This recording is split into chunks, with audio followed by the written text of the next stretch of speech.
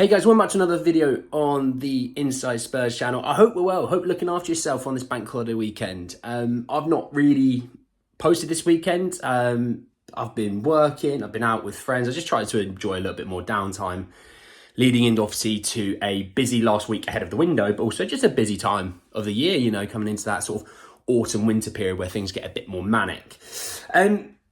Speaking of the transfer window, because this is what we're talking about here. We're actually going to be talking in this video about the outgoing side of things. I do have another video coming later with incomings, with a really big update and quite a bit of news to come around that. So stick around for that video that's coming a little bit later. But for this one, we're talking about the outgoing situation. We have updates around Davinson Sanchez, Tanguy and Ndombele. There's a Jed Spence. There's a list of players that basically have been told, look, lads, door's over there, out you go. Or for me, the door's next to me over there, out you go, sort of thing, right? So we've got a lot to talk about in this video, okay? And I'm not gonna waste any more time. I'm gonna be getting in there and really sort of giving you guys a bit of an update. So let me start with a list of players that have been told that can go, right? And then develop that with giving you some more updates around certain of those players. So from Paul O'Keefe, the Spurs' potential outs this week include Lloris, Spence, Reguilon, Davinson Sanchez, Tanganga, Højbjerg, Brian Hill and Tanguy Ndombele. He also said it'll be interesting to see how many they can move on or if they receive any bids for an unexpected one like Lo Celso, which I don't see Lo Celso going. I will talk a little bit about the Bournemouth game, but I can't lie, I did see him come on. And I was a bit worried at first because they brought Højbjerg and brought Skip on. I was like, don't do it. Don't leave GL on the bench again. Get him on. Like, we're controlling the game. We're playing well. Get him on. I want to see him for a little while. And he came on and he just managed the game beautifully. You can tell in an attacking system, he can be really effective. Just from a small little snippet, I definitely saw a player that can really help us this season, okay? So that's a list of the players. Let me talk first and foremost about Probably the Davinson Sanchez situation. So Davinson Sanchez, I think the main team he's linked with at the moment really is Nottingham Forest. So, in the Telegraph, they're talking about how they want Sanchez. They want to move for Sanchez. He does have suitors elsewhere, but Forest seem to be the number one team going for him. Like I said about players like Eric Dyer, Tanganga even, when you go to a team that's mid-table to sort of that relegation zone, if you bring in a player like that is going to make your defence better, all right? You may, as a Spurs fan, not massively rate a Sanchez, a Dyer, a Tanganga, but if they went to a team lower down in the league where there's less pressure, they're not expected to win every game, a mistake here and there is not in the world because sometimes the mistakes are against a Man City away and they're going to get beat 5-0 anyway. It's about the games there's the games that 6-pointers, the games that are against the teams around them that they win and these guys play a massive part. And they absolutely would thrive in those teams because they'd end up probably being the leader of that back line and showing, hey, look, I've been a Champions League defender before. I've played in World Cups. I've played in massive games. I've played in cup finals. I can lead this defensive back line. So with Sanchez, yeah, it does look like Forest seem to be the number one team on that list at the moment. Obviously, that can change. And that's a good move for him. We've seen he's actually developed a little bit in this system to becoming a playing out from the back defender. I'm not saying he's amazing at it, but he has developed it. Quick, athletic, knows the league really well, physical, so he's not going to get bullied by defenders, really. I think for Forest, it's a great move. And, we're going to get 10 to 15 million out of that as well, which I think you asked fans about a year ago, hell, even 6 months ago, they'd have gone, can we get 5? Can we get 7.5? Just purely from seeing some of his performances in pre-season, actually playing this season.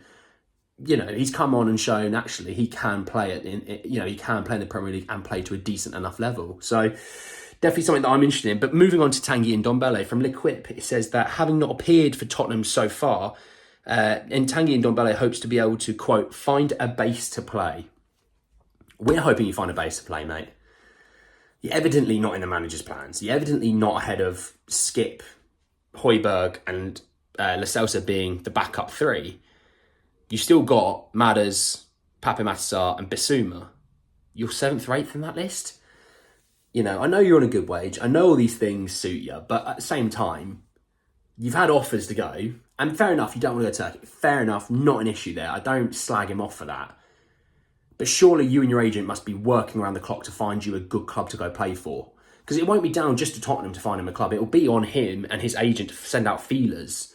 And if a club goes, yeah, we like you, but the deal's got to be worth it for us, then you try and be an intermediary to try and work out what that deal works as normally, right? He's going to be a hard one to move on, if I'm honest. I really see us struggling to move him on. And, maybe with a bit of coaching from Ange might like him. Maybe he shows a willingness to turn up on time.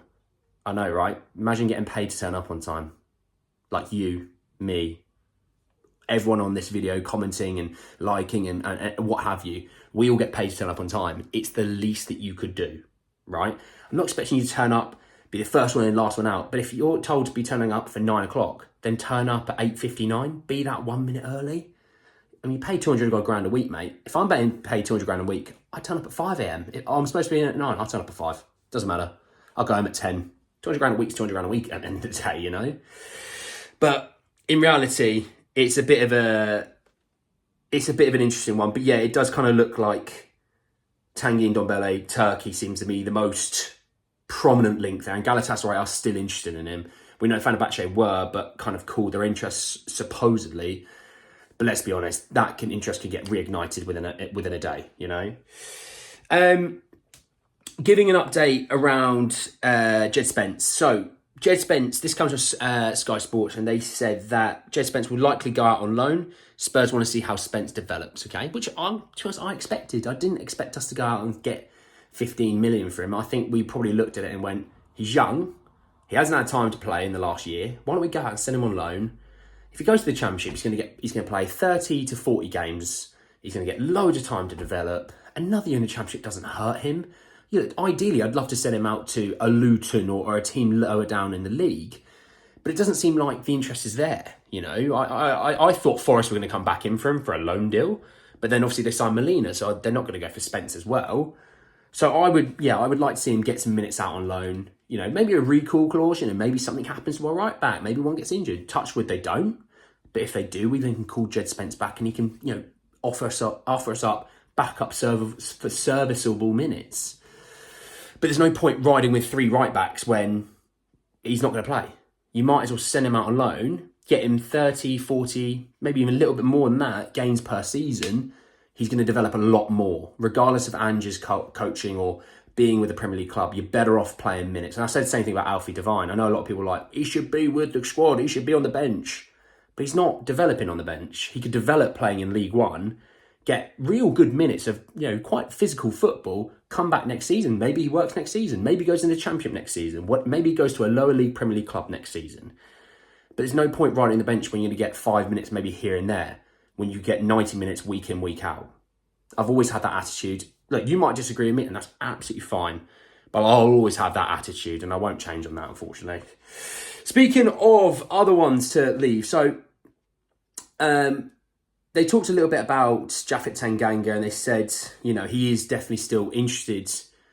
He's still got interest from Inter Milan, but obviously they're going for Benjamin Pavard, so I don't see him going there. And I still think, look, he still has interest from Premier League clubs. We know Luton is one. That's no shock. I'm not bringing you scarily amazing news in terms of brand new breaking news, but he's still wanted by Premier League clubs. We know that. And I think I'd rather, knowing he's going to get minutes in the Premier League over riding a bench into Milan, I'd rather just send him to the Premier League club and get proper minutes. You'll be able to watch him week in, week out without having to check in to Italian football at 7:30 at night. You could literally send a scout down the road to go watch him at Luton and say, can you just go watch him? Let me know how he gets on, blah, blah, blah. We're going to get probably more of a progression in him as well, because he's going to be playing in a team that has to defend quite well. He's going to have to be able to play out from the back, because if not, they're never going to be able to get up the pitch. So I don't mind that at all. I think it's definitely something to keep an eye on.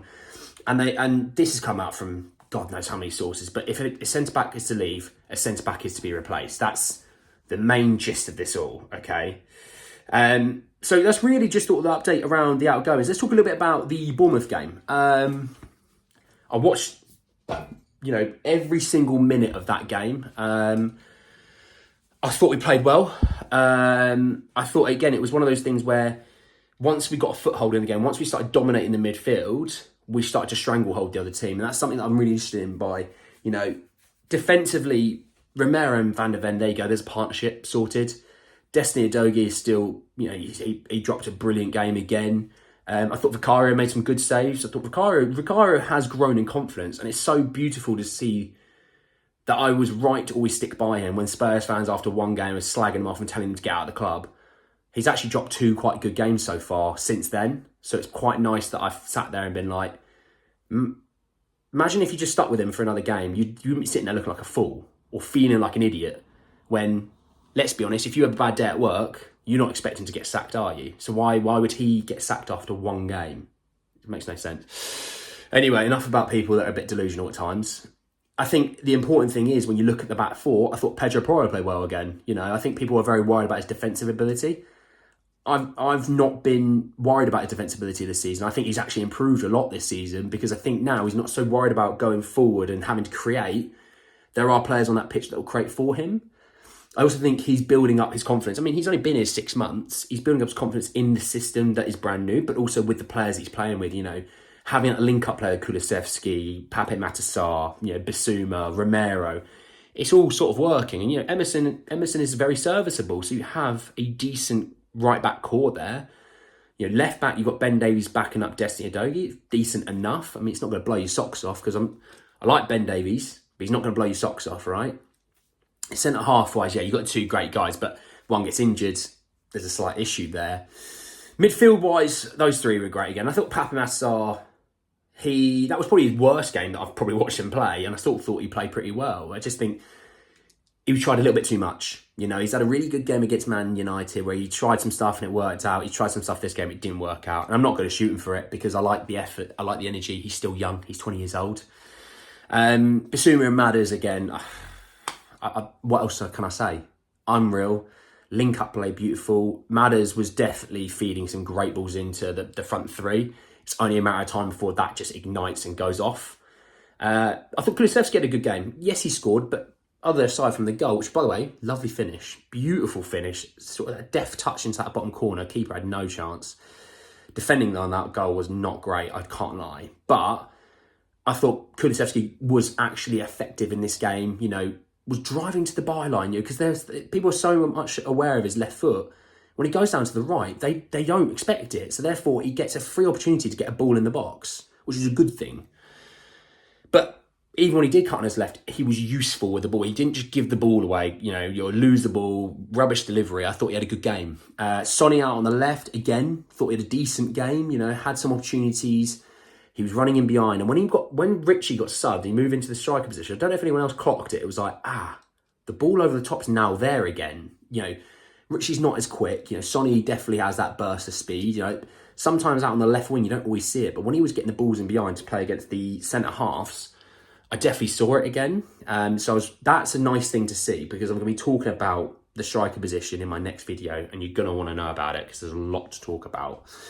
And Richie had some really good moments. His link-up play was quite solid. Petulant yellow card. I wouldn't call it sitter because actually the goal that everyone goes, he missed a sitter.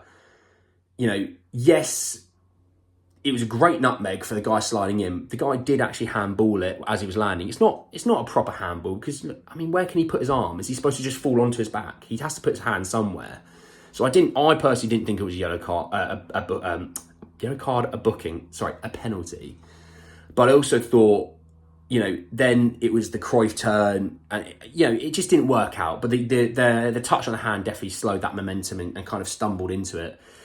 The goal is coming. You can tell for Richie, the goal is coming. He's getting into those positions. All it takes is one, and it might ignite multiple. And I think Ange said it best. He's had 2 or 3 games. Let's talk after 20, and I like that. Give the guy a bit of confidence. Put your arm around him. Give him some confidence. Whereas other managers have probably gone, right, well, you're rubbish, get out after 2 games, like some fans do, because we're a little bit hot-headed. We are as fans. We always want to score 20 goals. We want to win every single game. We want to win every single competition. And we know that just doesn't happen. We have to live in the real world a little bit more. So give him time. You never know what's going to come of it. But I thought, overall, another good performance. We've got a difficult game again coming up next week with Burnley. I know we've got a midweek game, so I will talk about the midweek game anyway, but Premier League wise, got Burnley coming next weekend, another difficult, tough game. But you know what? 7 points from 9, I'd have taken that at the start of the season. Absolutely would have taken that at the start of the season. So anyway, guys, that's the end of the video. Drop a like on the video if you did enjoy it. Hit in the comment section below, not only about the Bournemouth game, your points and views from it, things that you were excited by, things that you were worried by, maybe, I don't know. Let me know, obviously, about the outgoings. There's a big old list of players on the outgoings list there. There's plenty to sort of report on the next week or so. Let me know about that. Subscribe to the channel if you are new and hit the bell notification for more. Like I said, got a big video coming out later you're going to want to see because there's a lot of info in that. But anyway, guys, that's the end of the video, and I'll see you all very, very soon. Take care, lads.